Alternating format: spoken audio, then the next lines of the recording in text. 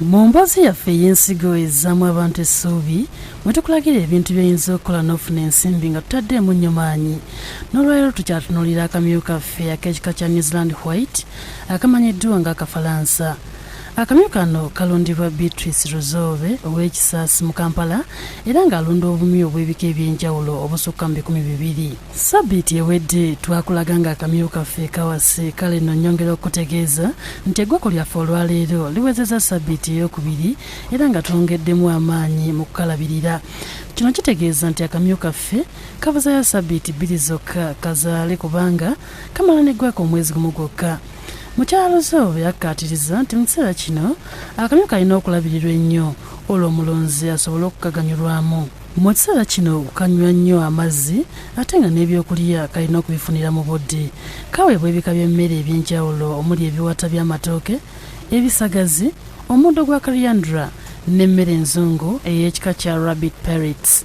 Kakati akamyu kano kasita tulaba nti kali lubuto tulina okumanya nti tulina okukaliisa obulungi kubanga ngera bumanye ekintu ekirina olubuto, omuntu alina olubuto alina okuba nga alya bulungi, olina okuba nga okagabirira emmere eno okakasa nti erimu ekizimba omubiri. Mukyalo Zobe akubiriza omulonzi okukuuma ebiwandiiko kimuyamba okubala obulungi eggwako ly'akamyu ke ssaako n'engeri gye kalina okuliisibwamu. Kwe kukuuma ebiwandiiko. Tukola ebiwandiiko bino okuva lwe twatandikira ddala nga tulina ebiwandiiko era nakati okumanya akagenda okuzaala kubanga twakawandiika tikagenda okuzaala olunaku bwe luti.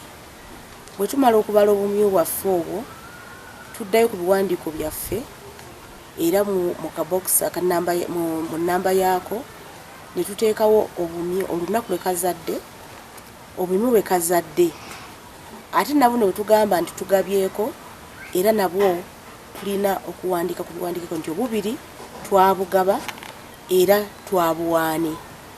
Kikulu nnyo. Akamyu kaffe ddala kawa essuubi kubanga kongedde n'okugejjamu. Akamyu akalabiriddwa obulungi kazaala obwana buli wakati w'omukaaga ne 12. Lindirira ekitundu kyaffe ekirala sabbiiti ejja ng'akamyu kaffe eggwako liwezezza sabbiiti ey'okusatu. Herbert Kavuma yakusakidde eggulire lino ku Lwabukedde TV1.